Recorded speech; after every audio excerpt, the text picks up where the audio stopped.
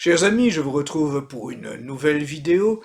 Cette semaine, je vous parlerai de ces affaires, ces personnes conduites devant des tribunaux pour des dossiers souvent insignifiants, et montrer ainsi comment la République étale sa façon de gouverner de façon tyrannique, comment il est devenu impossible d'échapper à la répression lorsque tout simplement on ne témoigne pas de l'adhésion à la vérité officielle, à la doxa.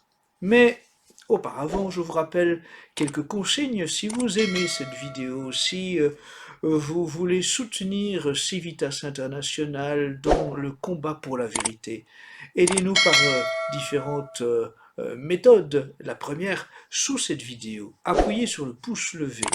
Laissez aussi des commentaires sous cette vidéo. Tout cela aide au bon référencement de cette vidéo.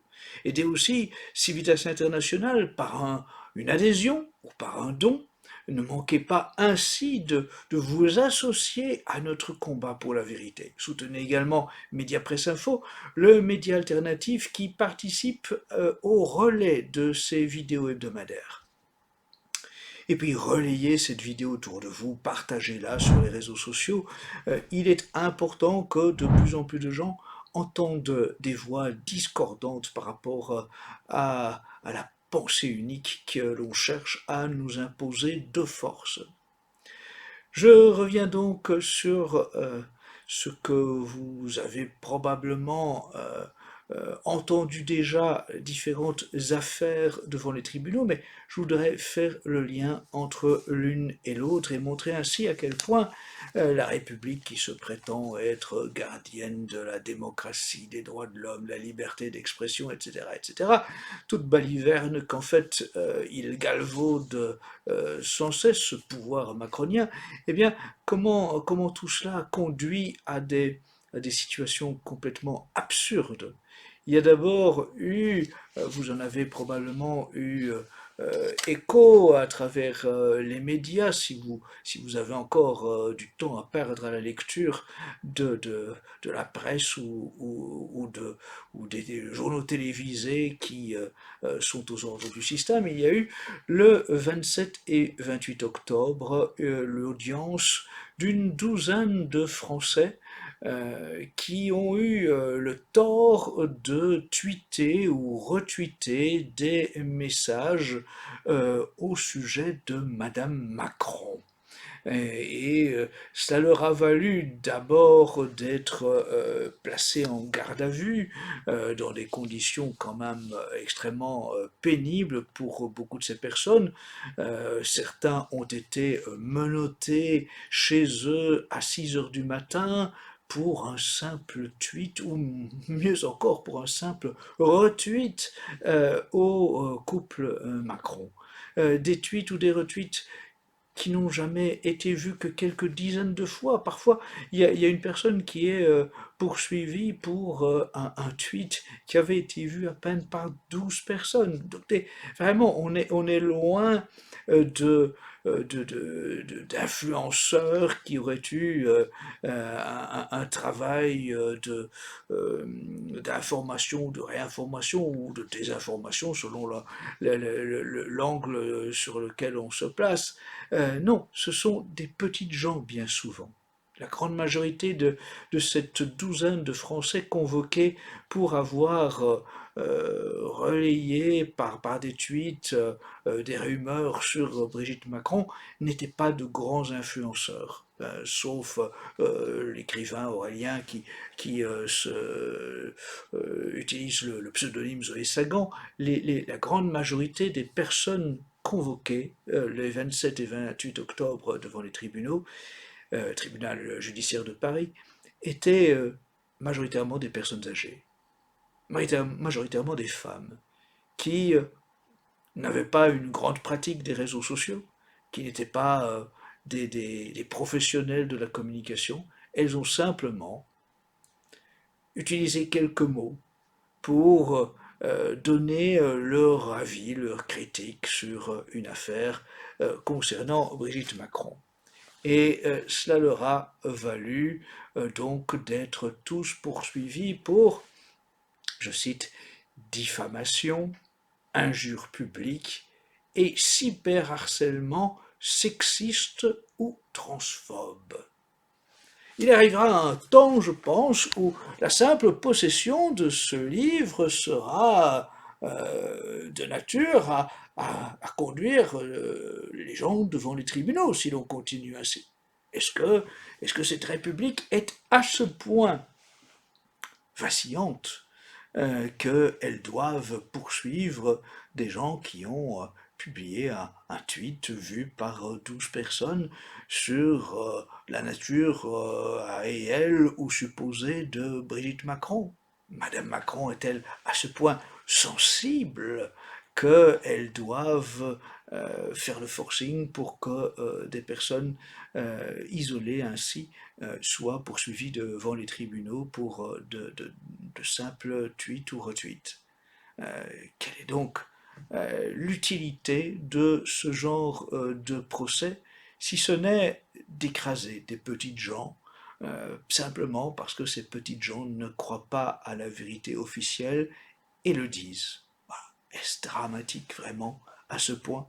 Cette République est-elle tellement en danger qu'elles doivent ainsi terroriser, écraser la moindre des personnes qui s'écartent de la vérité officielle? C'est en tout cas le signe effectivement que cette République va bien mal pour devoir utiliser de telles méthodes. Et puis vous avez vu un autre procès, ou en tout cas une autre judiciarisation de quelque chose d'anecdotique. Ça concerne Jean-Eudes Gana, c'est un militant identitaire, catholique, qui donc au sortir d'un supermarché se filme euh, avec le supermarché en arrière-fond et puis avec un attroupement de personnes d'origine étrangère et puis fait quelques commentaires. Il fait un simple constat de gens qui traînent, qui sont accroupis devant ce supermarché et qui sont d'origine étrangère. Il constate, il se lamente, il n'y a aucun propos haineux, il n'y a aucun propos appelant à la moindre violence, il n'y a aucune insulte. Non, mais le simple constat fait par Jean-Eudes Gana à travers une courte vidéo diffusée sur TikTok va engendrer sa mise en garde à vue et puis évidemment maintenant l'attente d'un énième procès parce que il s'agit d'un patriote français qui tente régulièrement de faire entendre la voix de l'identité française. Comme il est triste que l'on doive ainsi systématiquement voir cette République utiliser son bras vengeur, sa justice, sa police pour faire taire quiconque n'est pas d'accord avec la vérité officielle. L'affaire est révélatrice parce que, encore une fois, il ne s'agit pas simplement pour les autorités judiciaires d'inquiéter un militant, Jean-Hugues Gana, d'essayer de briser sa volonté militante. Non, il y a toujours, là aussi, des méthodes qui accompagnent. Ce sont les pressions sur les membres de la famille, en l'occurrence son épouse. Est-il bien nécessaire, dans de telles circonstances, d'encore accentuer les pressions en convoquant son épouse devant la police, en l'inquiétant, en la tracassant par toute une série de questionnements sur ses propres activités professionnelles, sur leur vie familiale. Tout cela est tout simplement révélateur d'un esprit tyrannique qui guide cette République et qui apparaît de plus en plus de façon évidente. J'ai souvent critiqué la République maçonnique, mais l'on voit bien qu'effectivement, elle ne règne plus que par la peur de sa police, la peur de ses tribunaux. Elle prétend donner des leçons de gouvernance à des chefs d'État, ici ou là, à Donald Trump, à Vladimir Poutine, à Viktor Orban et que sais-je encore. Mais la liberté d'expression en France, elle n'est nulle part.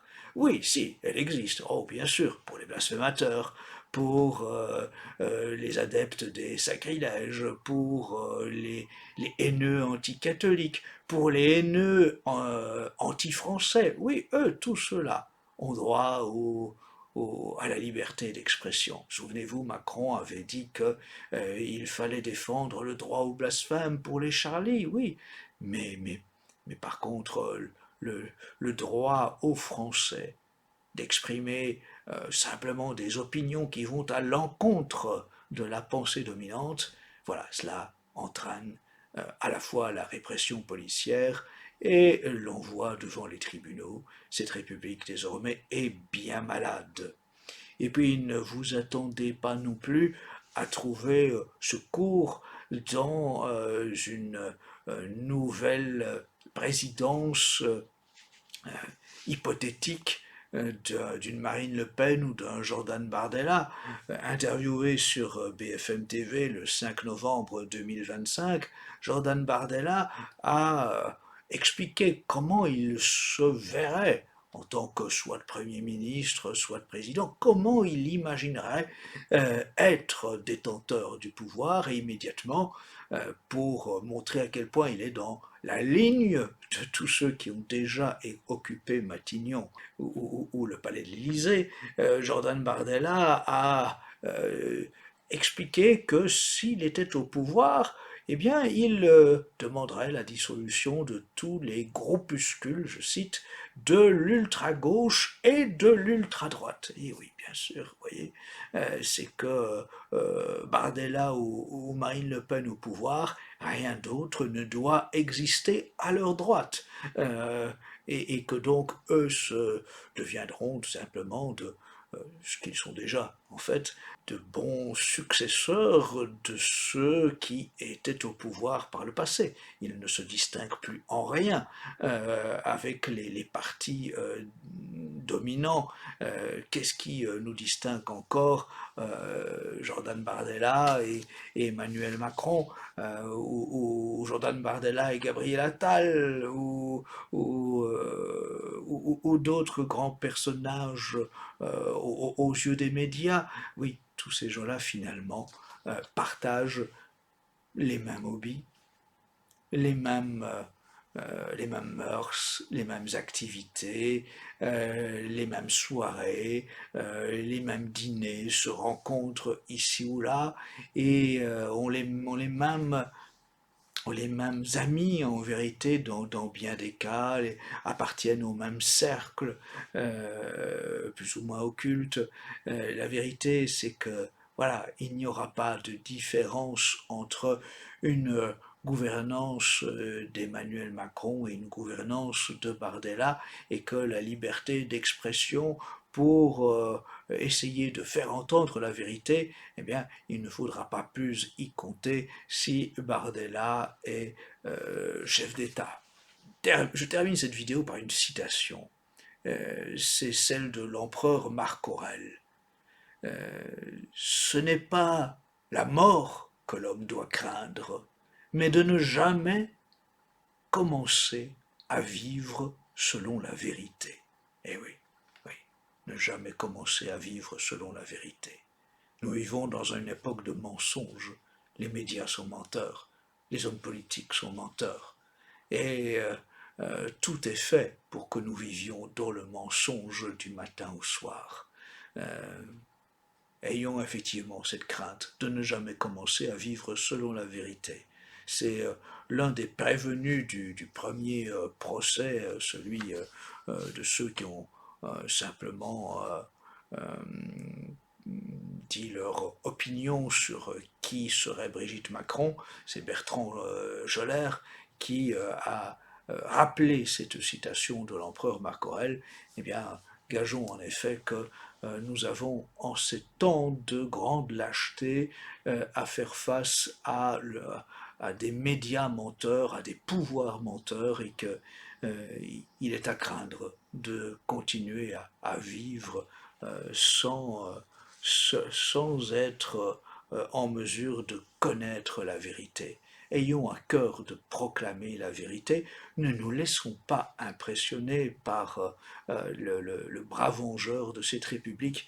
Si cette République punit à ce point quiconque cherche à exprimer son éloignement de la vérité officielle, c'est que cette République, finalement, avoue ainsi être bien fragile. Continuons le bon combat, proclamons la vérité en tout domaine, ne nous laissons pas impressionner. À très bientôt.